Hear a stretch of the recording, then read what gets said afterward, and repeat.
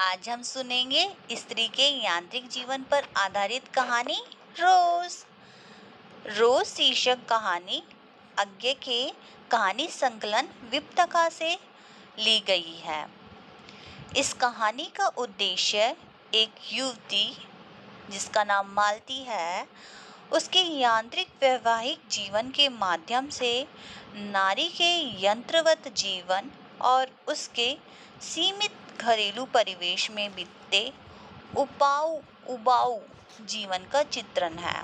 मतलब एक स्त्री घड़ी की सुई की तरह चलती रहती है और उसका जीवन नीरस हो चुका होता है।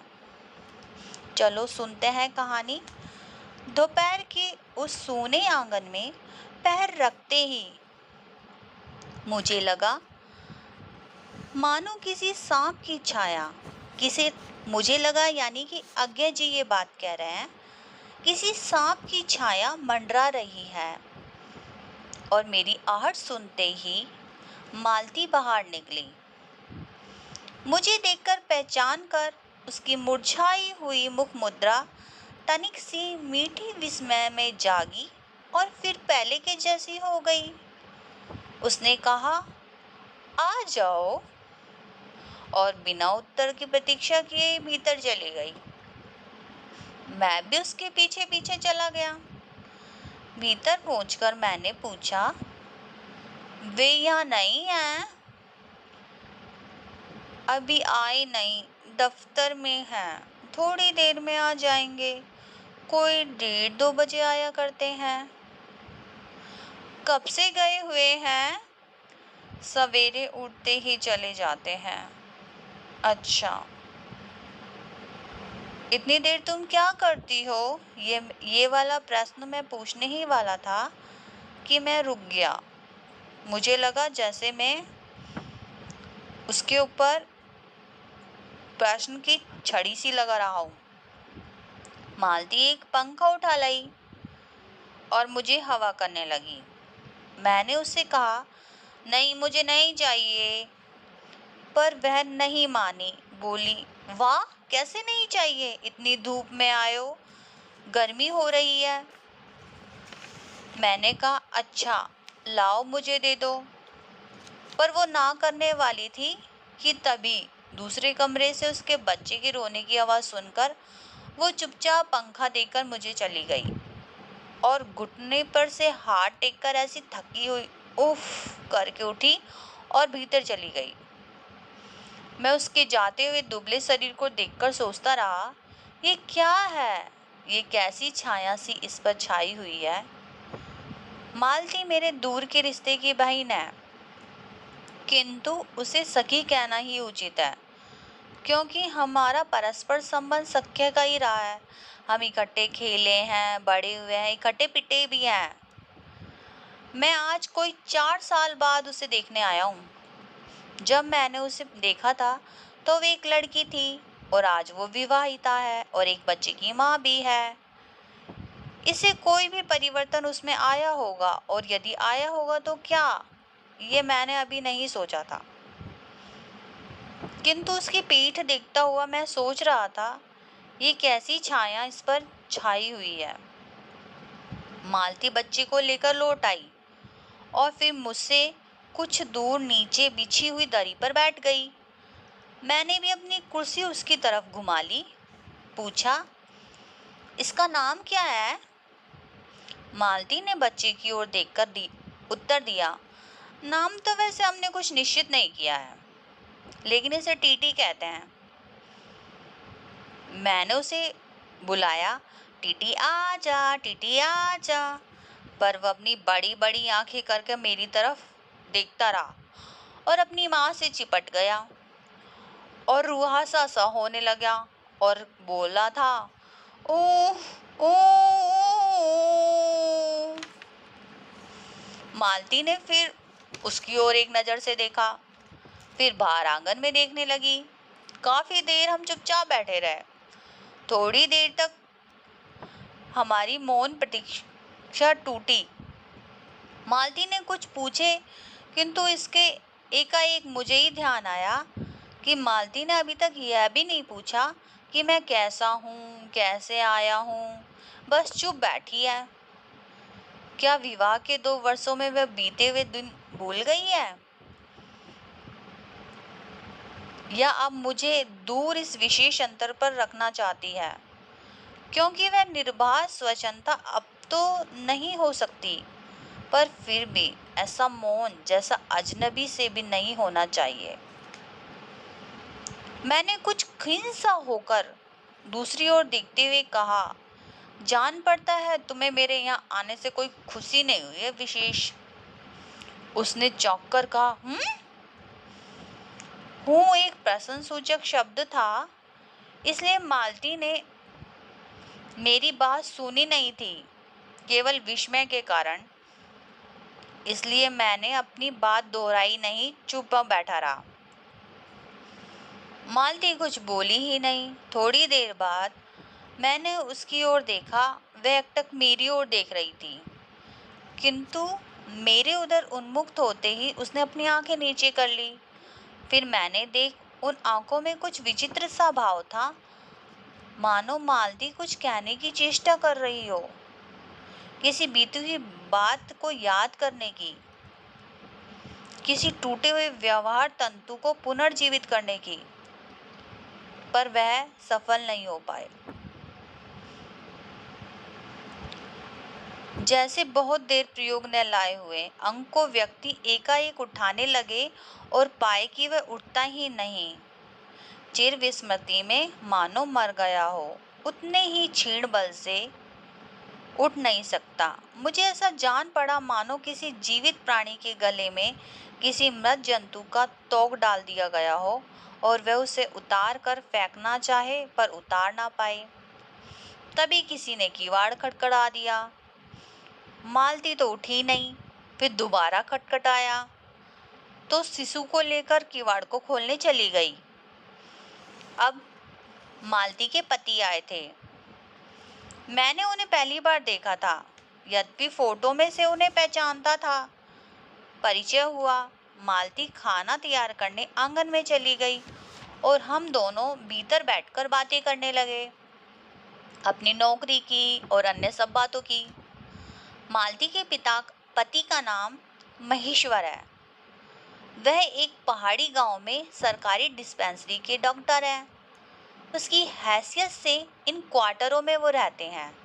प्रातःकाल 7 बजे डिस्पेंसरी चले जाते हैं, 1:30 या 2 बजे लौटते हैं। उसके बाद दोपहर भर छुट्टी रहती है। शाम को 1-2 घंटे चक्कर लगाने के लिए चले जाते हैं डिस्पेंसरी के साथ के छोटे से अस्पताल में पड़े हुए रोगियों को देखने और अन्य हिदायतें देने।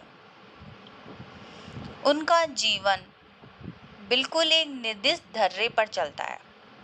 नित्य वही काम, उसी प्रकार के मरीज, वही हिदायतें, वही नुस्खे, वही दवाइयाँ। वह स्वयं मुक्ताए हुए हैं, इसलिए और साथ ही इस भयंकर गर्मी के कारण अपने फुर्सत के समय में भी वो सुस्ती रहते हैं बेचारे। मालती अब हम दोनों के लिए खाना ले आई। मैंने पूछा, तुम नहीं खाओगी या खा चुकी हो? महेश्वर बोले, वह पीछे खाया करती हैं। पति 2:30 बजे खाना खाने आते हैं, इसलिए पत्नी 3 बजे तक भूखी बैठी रहेगी। महेश्वर खाना आरंभ करते हुए मेरी ओर देखकर बोले, आपको तो खाने का मजा क्या आएगा, ऐसे बेवक्त खा रहे हो। मैंने भी उत्तर दे दिया, वाह, देर से खाने का तो मजा ही कुछ और है। भूख बड़ी हुई है, शायद मालती बहन को ही कष्ट होगा। मालती बोली, उफ, मुझे क्या, मेरे लिए तो कोई नई बात नहीं है, रोज ही तो ऐसा होता है। मालती बच्चे को गोद में लिए हुए थी। बच्चा रो रहा था, उसकी ओर तो कोई ध्यान दे ही नहीं रहा था। मैंने कहा, ये रोता क्यों है? मालती बोली, ऐसे ही चिड़चिड़ा हो रहा है, हमेशा रोता ही रहता है। फिर बच्चे को डांट कर कहा, चुप कर, जिससे वह भी रोने लगा। वह और भी रोने लगा। मालती ने भूमि पर बैठा दिया और बोली, अच्छा रो ले। और रोटी लेने आंगन में चली गई। जब हम भोजन समाप्त कर चुके थे तो 3 बजने वाले थे। महेश्वर ने बताया आज उन्हें जल्दी अस्पताल जाना है क्योंकि 1-2 चिंताजनक केस आए हुए हैं जिनका ऑपरेशन करना पड़ेगा। 2 की तो शायद टांग ही काटनी पड़े, गैंग्रीन हो गया है ना। थोड़ी देर में वे चले गए। मालती किवाड़ बंद करके आई और मेरे पास बैठ गई। मैंने कहा अब तो खाना खा लो और मैं इतने टीटी को खिला लूंगा। वो बोली खा लूंगी, मेरे खाने की कौन बात है, किंतु चली गई। मैं टीटी को साथ लेकर झुलाने लगा जिससे वह कुछ देर तक शांत हो गया। दूर अस्पताल से ही 3 खड़के। एकाएक मैं चौंका। मैंने सुना मालती वहीं आंगन में बैठी अपने आप ही एक लंबी सी थकी हुई सांस लेकर कह रही है 3 बज गए। मानो बड़ी तपस्या के साथ कोई कार्य संपन्न हो गया हो। थोड़ी ही देर में मालती आई। मैंने पूछा तुम्हारे लिए कुछ बचा था कि सब कुछ मैं ही खा गया? मालती बोली बहुत था। हाँ बहुत था, भाजी तो सारी मैं खा गया था, वहाँ बचा कुछ नहीं होगा। यूं रोब ना जमाओ। मैं हंसने लगा। मालती मानो किसी और विषय के बारे में कुछ कहती हुई बोली यहाँ सब्जी वब्जी तो आती नहीं है, कोई आता जाता है तो नीचे से मंगा लेते हैं। मुझे भी 15 दिन हुए हैं यहाँ आए तो सब्जी भी साथ लाए थे, वही अभी तक बढ़ती जा रही है। मैंने पूछा नौकर कोई नहीं है? कोई ठीक मिला ही नहीं, शायद 2-1 दिन में हो जाए। बर्तन भी तुम ही मांजती हो? और कौन? कहकर मालती क्षण भर आंगन में लौट गई। मैंने पूछा कहाँ गई थी? आज पानी नहीं है ना, बर्तन कैसे मंजेंगे? क्यों, पानी को क्या हुआ? रोज ही होता है, कभी वक्त पर तो आता नहीं है। आज शाम को 7 बजे आएगा, तब बर्तन मंजेंगे। चलो तुम्हें 7 बजे तक तो छुट्टी मिली, कहते हुए मन मन सोचने लगा, पर इसे 11 बजे तक रात में काम करने पड़ेगा। छुट्टी क्या खा कोई? उसने भी ऐसे ही कहा।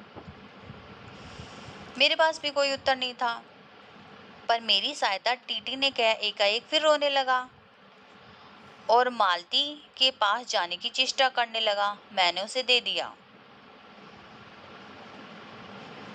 और फिर मौन। मैं अपनी जेब से अपनी नोटबुक निकाली और पिछले दिनों लिखे गए नोट देखने लगा। मालती को याद आया कि उसने मेरे आने का कारण तो पूछा ही नहीं और बोली यहाँ आए कैसे? मैंने कहा अच्छा तुमको अब याद आया है, तुमसे मिलने आया था, और क्या करने आऊँगा? तो 1-2 दिन तो रहोगे ना? नहीं, कल चला जाऊँगा, जरूरी जाना है। मालती कुछ नहीं बोली और कुछ खींच सी हो गई। मैं फिर नोटबुक की तरफ देखने लगा। थोड़ी देर बाद मुझे ध्यान आया कि मैं आया तो हूँ मालती से मिलने, किंतु मैं यहाँ पर बैठकर अपनी नोटबुक पढ़ रहा हूँ। पर बात भी क्या की जाए, मुझे ऐसा लग रहा है कि इस घर पर कोई छाया गिरी हुई है, वे अज्ञात रहकर मानो मुझे भी अपने वश में कर रही है। मैं भी वैसा ही नीरस सा हो रहा हूँ, जैसे यहाँ है, जैसे ये घर है, जैसे मालती है। मैंने पूछा तुम कुछ पढ़ती लिखती नहीं? और चारों तरफ किताब देखने लगा। यहाँ कहकर मालती हंस दी थोड़ा और बोली यहाँ पढ़ने को क्या है? मैंने कहा अच्छा, मैं वापस जाकर तुम्हें जरूर कुछ पुस्तकें भेजूंगा।